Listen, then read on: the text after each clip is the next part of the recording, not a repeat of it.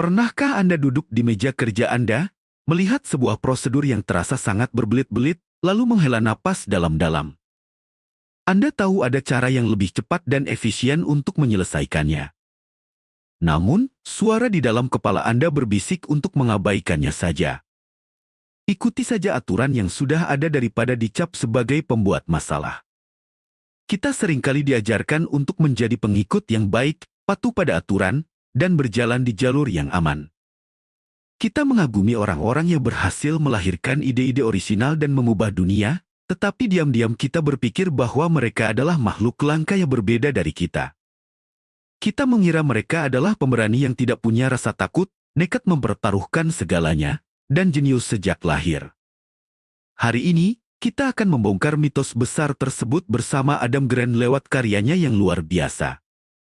Melalui rangkuman naskah ini, Anda akan diajak melihat sisi lain dari para pemikir orisinal.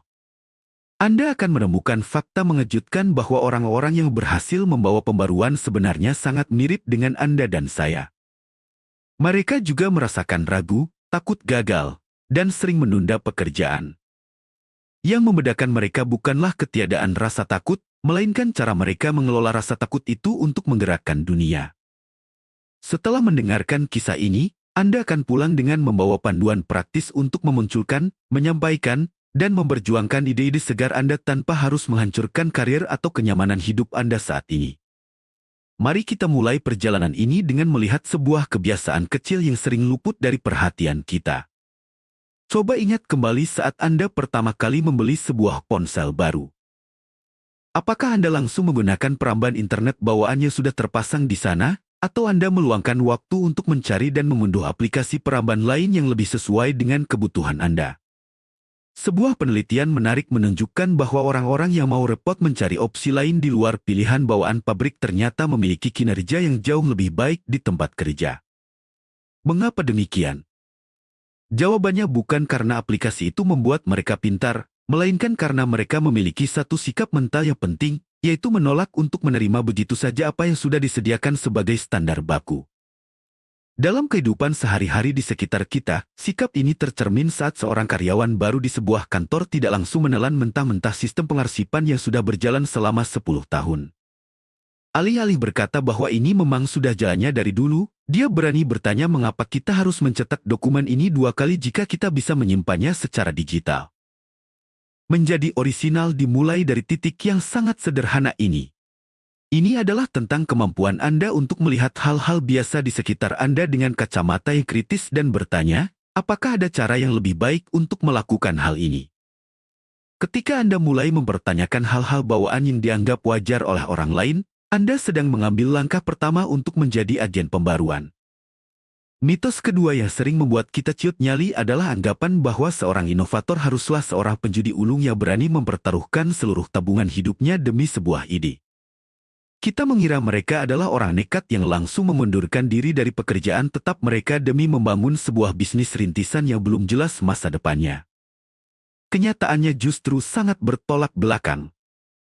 Para pemikir orisinal yang sukses biasanya adalah orang-orang yang sangat berhati-hati dan sangat lihai dalam menyeimbangkan risiko dalam hidup mereka.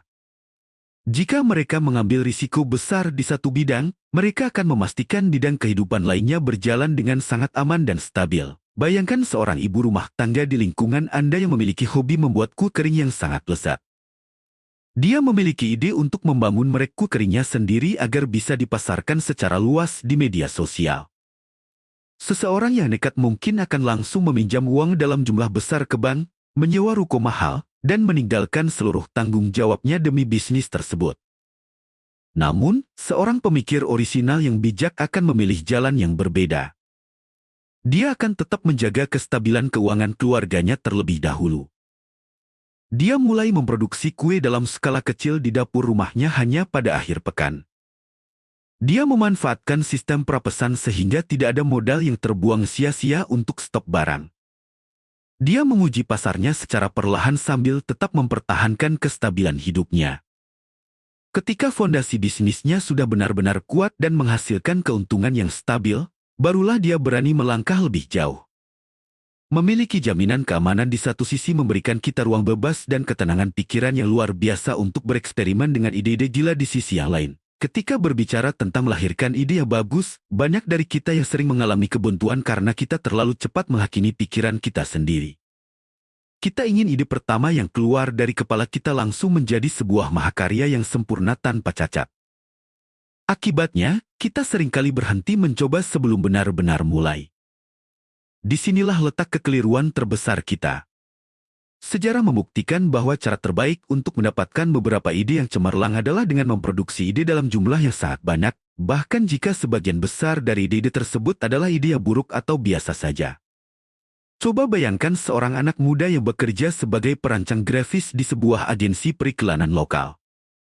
Ketika diminta membuat sebuah konsep logo untuk produk kopi susu kekinian, dia tidak hanya merenung di depan layar selama berjam-jam untuk mencari satu gambar yang paling sempurna. Sebaliknya, dia mengambil selembar kertas besar dan mulai membuat sketsa puluhan coretan kasar secepat mungkin. Dia membuat gambar cangkir, gambar biji kopi, gambar daun, hingga kombinasi huruf-huruf yang aneh. Dari 50 sketsa kasar yang dia buat, mungkin 45 di antaranya terlihat sangat jelek dan tidak layak pakai.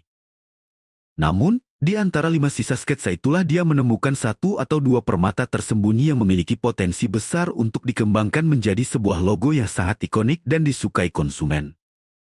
Jadi, rahasia menjadi kreatif sebenarnya bukanlah tentang kejeniusan yang murni, melainkan tentang volume kerja keras Anda. Semakin sering Anda melempar dadu, semakin besar peluang Anda untuk mendapatkan angka 6 yang Anda harapkan. Pernahkah Anda merasa bersalah karena sering menunda-nunda pekerjaan hingga mendekati batas waktu pengumpulan? Kita selalu diajarkan sejak kecil bahwa menunda adalah pangkal dari kegagalan dan tanda dari kemalasan. Namun, ilmu pengetahuan modern menemukan sebuah fakta yang sangat menghibur, bahwa menunda pekerjaan ternyata bisa menjadi bumbu rahasia bagi kreativitas, asalkan dilakukan dengan strategi yang tepat. Ada perbedaan besar antara menunda karena malas dengan menunda secara strategis untuk memberi waktu bagi pikiran kita dalam mengolah sebuah gagasan. Mari kita ambil contoh ketika Anda ditugaskan oleh ketua rukun tetangga untuk membuat sebuah konsep acara perayaan Hari Kemerdekaan di lingkungan rumah Anda. Jika Anda langsung menulis seluruh susunan acara pada hari pertama tugas itu diberikan, Anda cenderung akan menghasilkan konsep yang biasa-biasa saja, seperti lomba balap karung dan makan kerupuk yang sudah dilakukan selama puluhan tahun. Namun, bayangkan jika Anda membaca tugas itu pada hari pertama, memikirkannya sejenak, lalu sengaja meninggalkannya untuk melakukan aktivitas lain selama beberapa hari. Sembari Anda menyiram tanaman di pagi hari, berjalan ke warung, atau menonton video di internet, otak bawah sadar Anda sebenarnya tidak pernah berhenti bekerja. Otak Anda sedang mengumpulkan berbagai stimulus visual dan cerita dari lingkungan sekitar. Tiba-tiba saja, saat Anda sedang mengantre di kasir swalayan, sebuah ide segar muncul untuk membuat konsep lomba cerdas cermat sejarah antar keluarga yang jauh lebih seru dan mempererat kebersamaan. Menunda secara sengaja setelah Anda memahami masalahnya memberikan waktu bagi ide tersebut untuk mengerami dan matang di dalam kepala Anda sebelum akhirnya dituangkan ke dalam tindakan. Namun, melahirkan sebuah ide yang hebat barulah setengah dari perjuangan kita. Tantangan yang jauh lebih berat seringkali muncul saat kita harus meyakinkan orang lain agar mau menerima ide orisinal tersebut. Ketika kita menyampaikan sesuatu yang baru dan berbeda, reaksi pertama dari pendengar biasanya adalah rasa skeptis, curiga, dan penolakan. Kesalahan terbesar yang sering kita lakukan adalah mencoba menjual ide tersebut seperti seorang wiraniaga yang agresif, dengan hanya memuji kelebihan-kelebihannya secara berlebihan dan menyembunyikan semua kekurangannya. Pendekatan ini justru membuat orang semakin waspada dan tidak percaya. Cara yang jauh lebih cerdas adalah dengan melakukan hal yang sebaliknya, yaitu dengan berani membeberkan kekurangan atau kelemahan dari ide Anda di awal presentasi secara jujur. Bayangkan Anda sedang mengusulkan sebuah sistem perangkat lunak baru untuk pencatatan keuangan di toko tempat Anda bekerja kepada sang pemilik toko. Alih-alih berkata bahwa sistem ini sempurna tanpa celah, Anda membuka pembicaraan dengan berkata jujur bahwa sistem baru ini membutuhkan waktu adaptasi sekitar 2 minggu dan biayanya sedikit lebih mahal di awal. Penjelasan yang jujur ini seketika akan menurunkan benteng pertahanan sang pemilik toko. Dia akan melihat Anda sebagai sosok yang objektif, realistis, dan dapat dipercaya, bukan seorang pembual. Setelah mereka merasa aman dan percaya pada kejujuran Anda, barulah mereka akan mendengarkan dengan seksama seluruh solusi dan keuntungan jangka panjang yang ditawarkan oleh ide Anda tersebut. Keberanian untuk mengakui kelemahan justru merupakan cara paling ampuh untuk membangun jembatan kepercayaan. Selain cara menyampaikan ide, kita juga harus sangat berhati-hati dalam memilih kepada siapa kita meminta masukan atau umpan balik atas gagasan kita. Ketika kita memiliki sebuah ide baru, refleks pertama kita seringkali adalah bertanya kepada dua kelompok orang, yaitu atasan kita yang memiliki otoritas tinggi atau keluarga dan sahabat dekat kita yang selalu mendukung kita. Sayangnya, kedua kelompok ini seringkali menjadi penilai yang paling buruk untuk sebuah ide orisinal. Atasan cenderung bersikap sangat menghindari risiko karena mereka takut kehilangan posisi mereka jika ide itu gagal. Sementara keluarga dekat terlalu menyayangi kita sehingga mereka akan memuji apapun yang kita buat demi menjaga perasaan kita. Kelompok terbaik yang harus Anda cari untuk menguji ide Anda adalah rekan sejawat yang setara, yang juga memiliki pemahaman di bidang yang sama. Bayangkan Anda seorang guru yang ingin menerapkan metode permainan peran yang tidak biasa dalam mengajar sejarah di kelas. Jika Anda bertanya kepada kepala sekolah, dia mungkin langsung menolaknya karena takut kelas menjadi berisik dan mengganggu kenyamanan.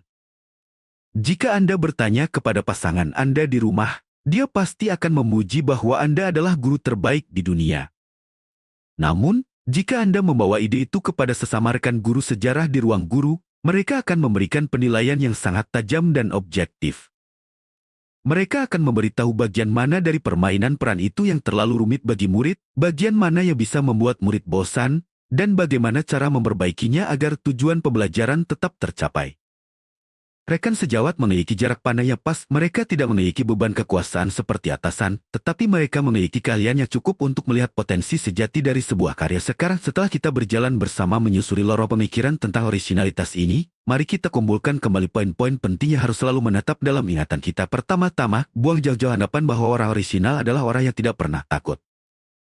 Mereka memiliki ketakutan yang sama besarnya dengan kita, namun mereka memilih untuk lebih takut pada penyesalan akibat tidak pernah mencoba daripada ketakutan akan kegagalan dari sebuah usaha. Kedua, ingatlah selalu untuk menjaga keseimbangan dalam portofolio kehidupan Anda.